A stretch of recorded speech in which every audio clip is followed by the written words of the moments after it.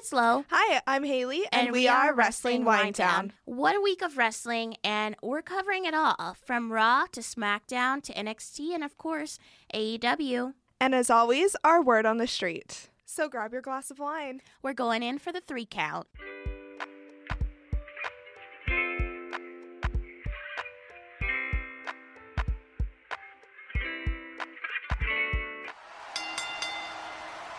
The WWE Draft is over, and it was quite a journey. I know that you had some strong feelings about the way that they did this. What was your opinion on it? I don't like how they did this draft. I remember when the draft used to be a huge deal, and it gave you, excitement. You didn't know who would be drafted, and I feel like this time it wasn't as exciting. There's still people that are free agents, which is odd to me. A bunch of people. Yeah, and I think a lot of people that are free agents, we expected to be drafted way before that. They were doing rounds this time of drafting, which is odd to me. It kind of came across as they were trying to do something similar to an NBA draft or an NFL draft, and it just didn't work out. I think WWE really needs to go back to how the drafts used to be in the 2000s, early, 2010, 2011, where it was interesting. People watched a match, and it wasn't just this random match they threw together. It had some type of flow to it, whether the two superstars had history before or they just meshed well together. We have people that were drafted to Raw. We have people that were drafted to SmackDown. No one was drafted up from NXT. Well, one thing that I definitely thought was weird was when they did the shots of the draft room from USA and Fox. Right. Fox looked so professional. They were all like, yes, this is perfect. And then USA looked like a hot mess. And I don't know if they were trying to show something through that, but just how the people in the room were reacting, it was so strange. Yeah. I think it could be because they're trying to put Fox as this big grand company because SmackDown just landed on their broadcast. Meanwhile, USA has had Raw and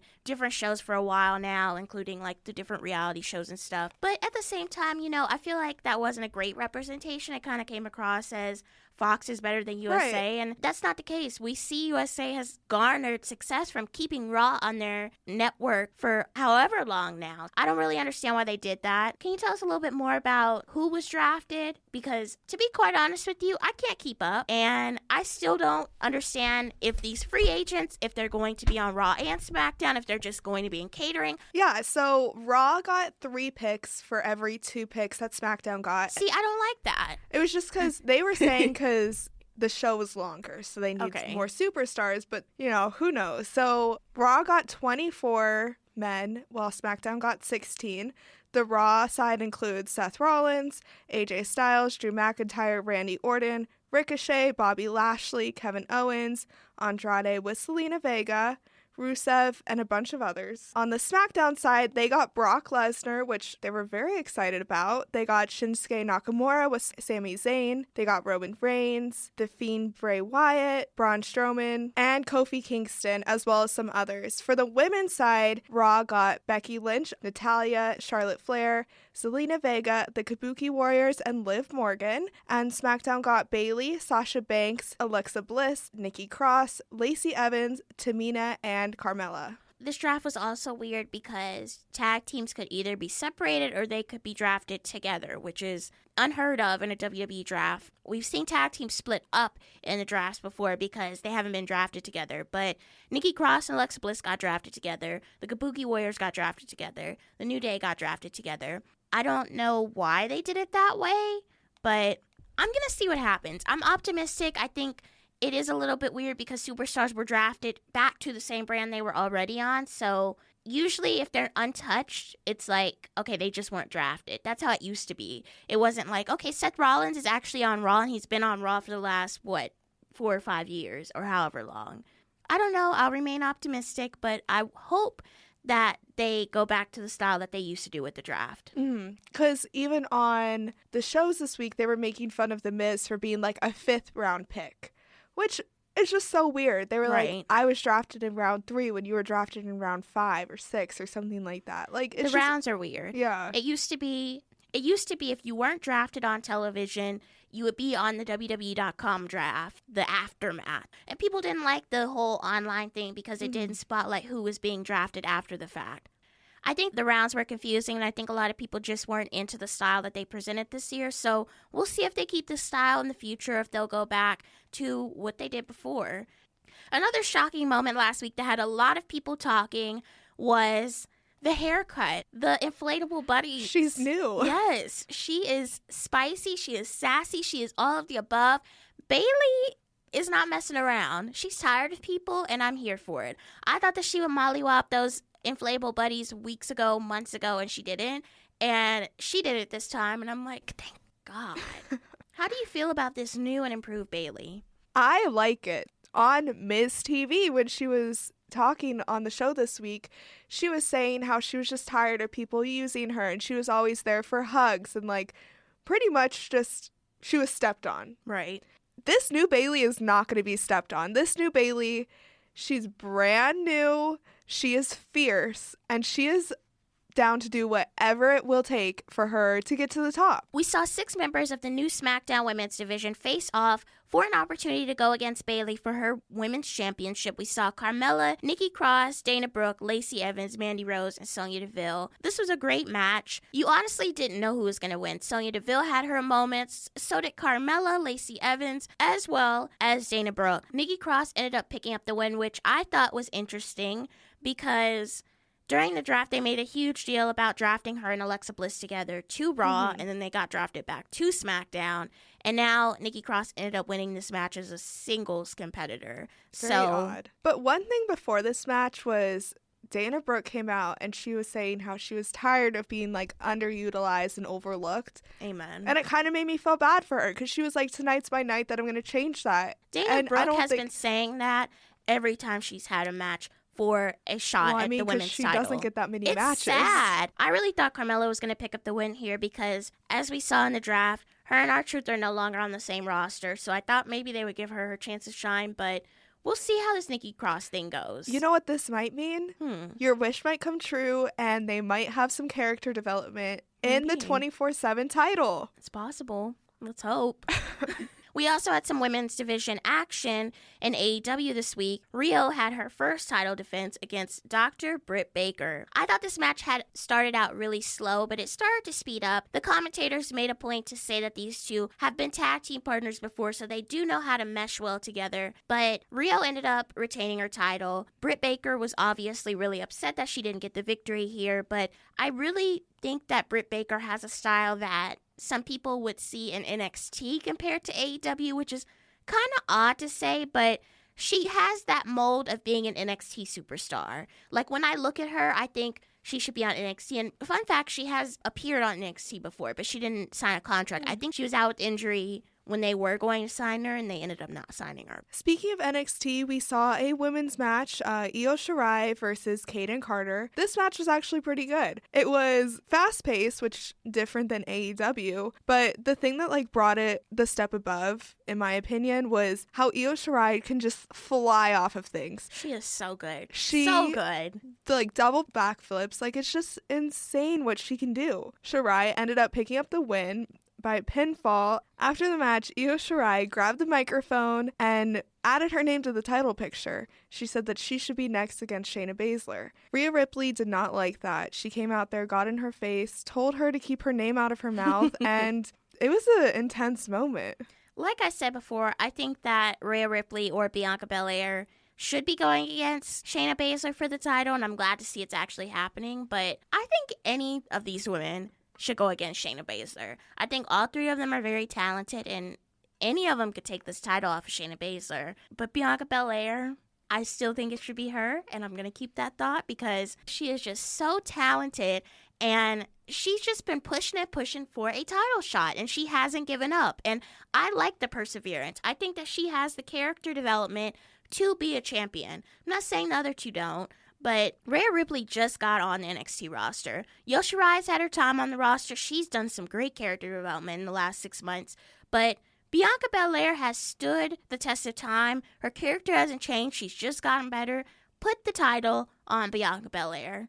Point blank, period. She would be a great title holder. A great face for NXT. Another match we saw this week that was pretty good was Tommaso Ciampa versus Angel Garza. This was Tommaso Ciampa's first match back after having his neck surgery, which we thought he was going to be out for at least a year. He came back in 7 months, and he ended up picking up the win against Angel Garza. If you remember from last week on NXT, Angel Garza got on the interview mic with Kathy Kelly and was talking when she was trying to just interview Tommaso.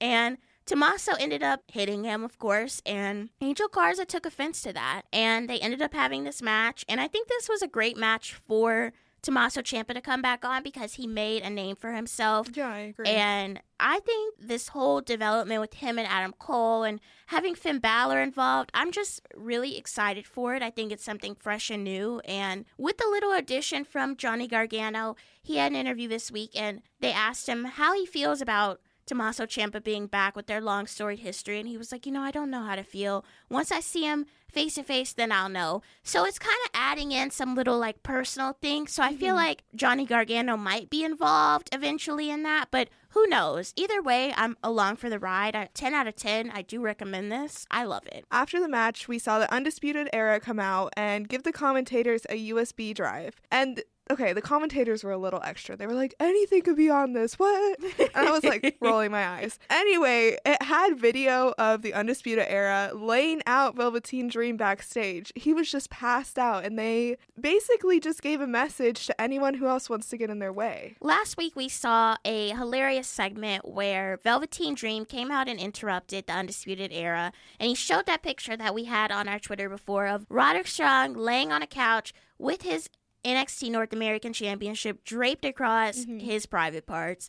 And Velveteen Dream said that Velveteen Dream made a comment about how Roderick Strong just doesn't measure up, so he removed the championship belt and photoshopped it. And of course, use your imagination. Roderick Strong was pissed, and they really took offense to that, and that's why they took out Velveteen Dream. It also sent a message to Finn Balor and Tommaso Ciampa that if you do mess with Adam Cole or any member of the Undisputed Era, you're going to get your ass kicked. But I don't think these two really care at this point, and they really want that NXT title.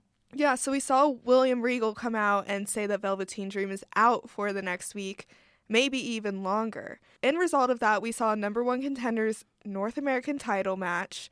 It was Keith Lee versus Dominik Dijakovic. This was actually a really good match, in my opinion. It was everything that we needed and more. Exactly. So these two men were trying to beat each other because whoever wins got to fight Roderick Strong the next week. And Roderick Strong was not having that. He did not want this to happen, so he actually came out there and ended the match in a no contest.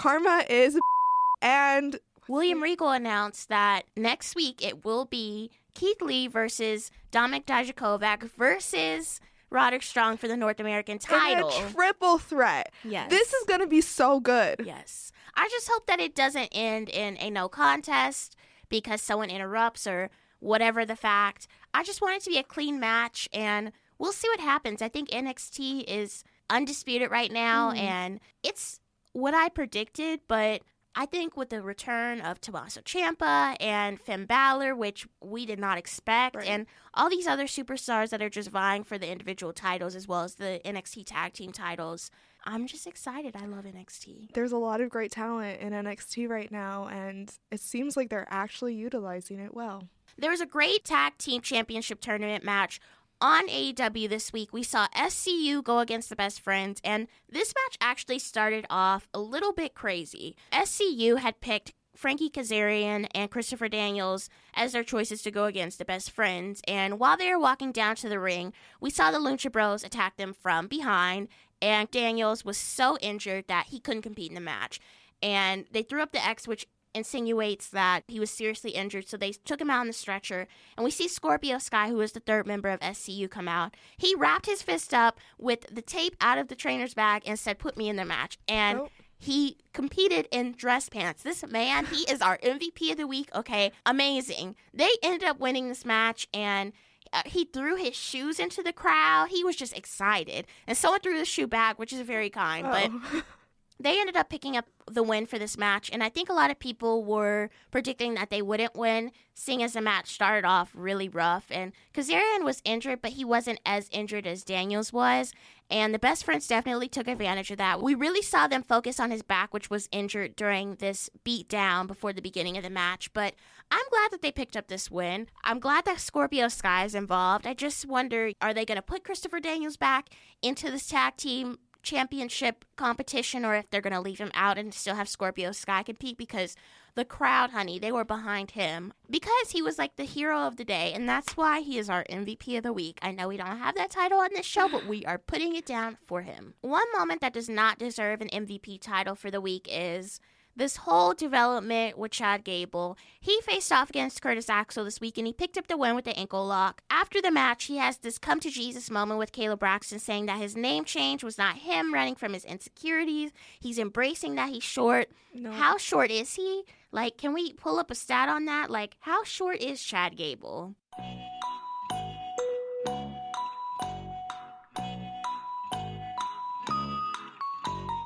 Chad Gable is 5'8". He's not that short. Oh my God. So I don't know why they're going after his height. But anyways, so he rebrands himself. They've been calling him Shorty Gable, which made me roll my eyes. But now he is known as Shorty G. I hate it. How are they going to... I saw one person say, like, how are you going to market this? Is Shorty G going to be up on a marquee? No. This is honestly bull. He needs to have some self-respect. WWE needs to respect him. His name is not Shorty Gable. It's so annoying. I honestly don't like this because Chad Gable is a former Olympian, so it's not like he's just some random guy off the street that has no accomplishments before wrestling in WWE. Maybe this is like a temporary thing. They're just trying to see how it goes. It sounds like we're going to I Love the 90s concert with Tone Loc and Coolio, and Shorty G's opening up the show. It's not good. Please, WWE, if you do anything right, just let this name go. Change it back to Chad Gable. Let's get back on track. Let's keep it pushing. We can just forget this ever happened. We need to. They don't even need to like address it. Like, oh, he's Chad Gable. Just to make it happen. So we saw something terrifying again on Raw this week. Very somber voice. The Firefly Funhouse has been destroyed. Seth Rollins made his way all the way up the treehouse or wherever this scary place is, and went after not the Fiend, but actually Bray Wyatt. And Bray Wyatt was a totally different character. He was like, why are you doing this to me? Like, don't hurt me. And then, like, everyone was screaming, all of his, like, little characters.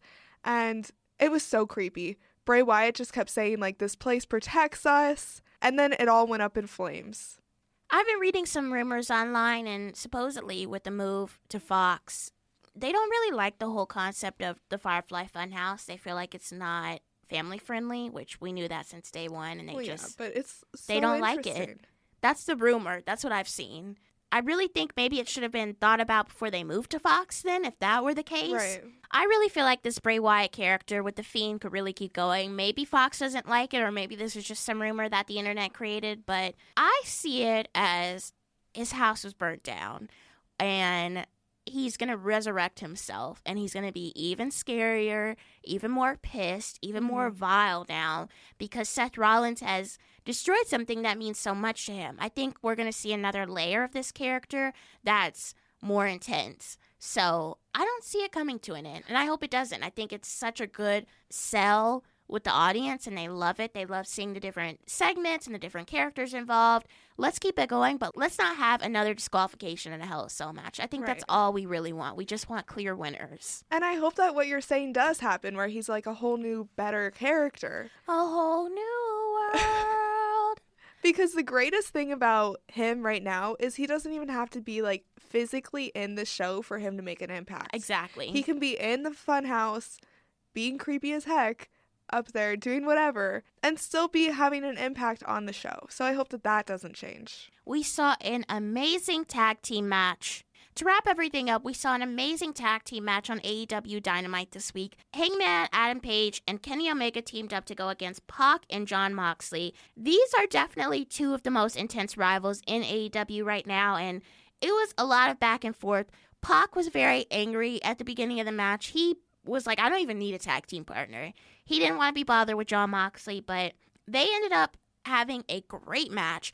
And Hangman Adam Page and Omega picked up the win against Pac and Moxley. Page ended up getting the win. He pinned Pac, and this ruined Pac's record, his win-loss record in AEW, which is going to make him even more mad. But great match. I think these competitors are so great together, and I definitely see these two rivalries continuing on. I don't see it stopping anytime soon. And one final thing before we head into our word on the street, there was a great promo this week from Cody Rhodes, who is set to face off against Chris Jericho at AEW Full Gear in November. It was an interesting promo. I love the way that AEW does their promos. We saw Cody in his kitchen, and Brandy comes up, and she's talking about all these different appearances that they have when they go to LA. And you kind of see Cody Rhodes get lost in like this fog. He's concentrated on something else. And then they have his mother in the promo. They have MJF, and they have Diamond Dallas Page, who are talking about Cody is not just focused on this title match. He is still involved in the behind the scenes with AEW. So it's not just, him thinking about the title. That's all that Chris Jericho has to focus on. Cody has meetings before the championship match, leading up to it, days before, days after. He has a lot of stuff on his mind to the point where he can't really concentrate. But I think both of these competitors, mind you, they've had their history in WWE. They've had their success there. I think it's going to be a really good match, and I'm looking forward to Full Gear. We'll see if Cody's able to pick up his first AEW championship, or if Chris Jericho's going to keep drinking a little bit more of the bubbly with his AEW championship. We'll see. So now let's get into our word on the street. There's actually a lot going on this week. So let's start off with Eric Bischoff potential firing. Oh, girl, he was fired. So out of there. Eric Bischoff was the executive director of SmackDown. This had been announced in July, so it's only been a couple months. He was informed by Human Resources on Tuesday morning following a creative meeting that his services were no longer needed. He was future endeavored. Imagine being told that. That's sad, and he's had a history in WWE. He was replaced effective immediately by Bruce Pritchard, who has also had a history in WWE. He's best known for his time in WCW, and he has history with the whole quote-unquote war when Nitro was involved with Monday Night Raw going head-to-head. And I'm a little bit surprised that they didn't keep Bischoff to any extent. Well, what they're saying is the Blue brand from week 1 to week 2 lost nearly 1 million viewers. And so, I see why they were just like, goodbye. Yeah, but we see how big of a deal that WWE made for that Fox premiere. They brought in The Rock. They went overboard, and they should have expected that they were going to lose some viewers that second week. But 1 million viewers is a lot, and I definitely don't think he should have been axed completely. I think there's more to the story that is coming out. Definitely. He could have still been a producer. It's weird. I'm sure we'll get the story sooner or later. Another superstar who is done with the WWE is Mike Kanellis, which, shocking, kind of shocking. I don't really know. But, the way that they're using his character, just tragic. Mike Kanellis announced on Monday via social media that he had asked for his release from WWE. He thanked everyone in the company who helped him and who he shared the locker room with. Quote, unquote, I've been with the company for almost 3 years, and I'm incredibly grateful for the opportunity. However, it is time for me to move on. I'm only 34 years old and feel I have way too much left in the tank. Working 1 day a week is just not going to cut it for me. I came to WWE to work, and that opportunity does not exist right now.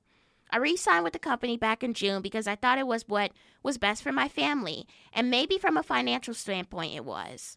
But I quickly realized that bringing my work frustrations and misery home with me is not good for my family, and I no longer want my daughter to constantly see me come home defeated, sad, and angry. It's not fair to her or my wife. And then he wraps his statement up by saying that I want to feel the love and excitement wrestling once gave me. I also want my daughter to be able to see me wrestle. I want her to see her daddy work for his money. I've never been okay with just collecting a paycheck, and I can't in good conscience tell my daughter she has to work her ass off to get ahead of life than not do it myself. I think his statement was great, and I agree with everything he said. And my one question after I read this was Maria leaving? Maria made it clear that she has not requested her release. She's pregnant. She is pregnant. So she's going to go on maternity leave soon. I wonder if she's going to come back. I don't think she is.